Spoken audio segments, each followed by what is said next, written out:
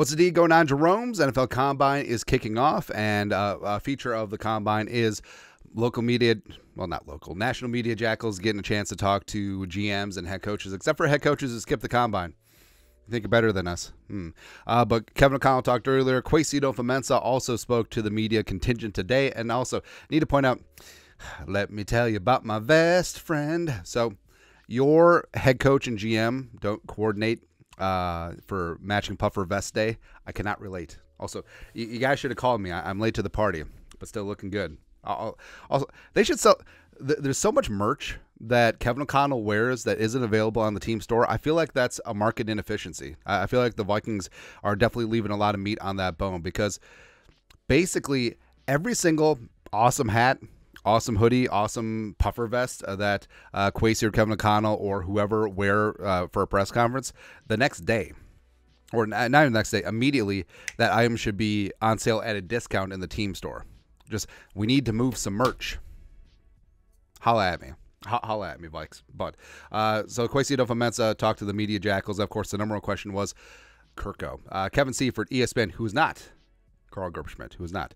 Vikings GM Kwesi Adofo-Mensah says the franchise is in a great place with Kirk Cousins. He says, we have our interests and he has his, and the sides will see if they can meet in the middle. Reiterates that he thinks the Vikings can win a Super Bowl with Cousins. Now, I will say that the tone and tenor of the conversations about Kirk this offseason versus last offseason, it's 180-degree difference, because Kevin O'Connell and Kwesi have both been very loquacious about them wanting Kirk Cousins back, them thinking that they can win a Super Bowl with Kirk, them having all the respect in the world for Kirk. Now, last year, there was a lot of hedging, including Mark Wilf, when he was on Good Morning Football, talk about, we love and respect Kirk, but we'll see what happens with this one-year deal and blah, blah, blah, blah, blah, blah, blah. There was a lot of hedging. But now the Vikings, cards face up on the table, they want Kirk back.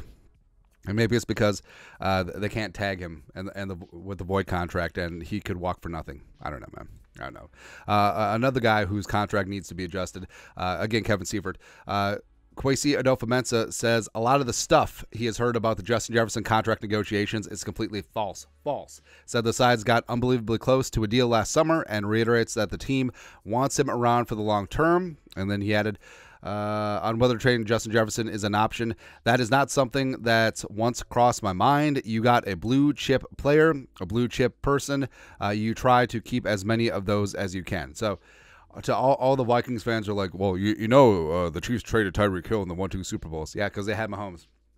Or, you never win a game because of a star wide receiver. So I feel like the bad math of, hey, you have a premium player at a premium position who is just entering the prime of his career at 24. Yeah, get rid of as many of those as possible. Be gone.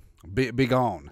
Yeah, let's run it back with the Tristan Jacksons and Jalen Nailors of the world out there. Again, no hate on them, but I mean, JJ's up here, man. So, yeah, the whole notion of trading Jefferson, as well as some of the trade offers that have been bandied about out there, no, it's ridiculous. And in terms of the contract negotiations, completely false. We said this, where I don't think it comes down to dollars and cents necessarily. I think that the Vikings will make Jefferson the highest paid non-quarterback in NFL history, but it probably comes down to the structure of the guarantees. Is it really just a one-year guaranteed deal? Is it two? Is it on the third day of the new league year in 2027? Like, is it 2 or 3?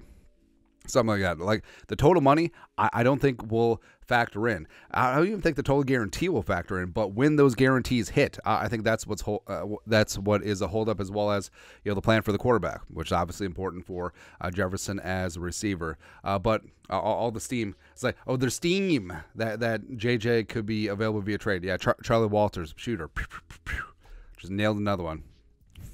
It's funny, man. And of course, you could say that, hey, trading JJ, that's something that's never once crossed my mind. You could throw it back to Spielman. We have no intention of trading Percy Harvin at this time. I see Stephon Diggs as being a Viking, blah, blah, blah. Now, the situations are completely different, because both Percy and Stephon Diggs, they wanted out. And when a player wants out, the team will show them the door. JJ wants to stay here and thrive. Like, the fact that JJ and Anthony Edwards wants to stay here and build dynasties in Minnesota in their respective sports, I love it. I love it, man. But Percy, he was going to be gone. Stephon Diggs was going to be gone. Spielman, I feel like Spielman always lied. And that's not a bad thing. It's like Spielman was like in the CIA. Right? And Spielman should go into politics because he was the master of, he could talk for 2 hours and say absolutely nothing. It was great, man. It was great. I feel like Kwesi does have GM speak down to a degree, but I feel like a lot of times Kwesi is just too honest. So I actually believe him when it comes to him talking about not trading Justin Jefferson. Vikes fan page compiled some quotes on defensive evaluations at the draft. We played some really good football. Eventually we ran out of depth. Oh, sorry for this year. It is my job to build the rooster to overcome that adversity now.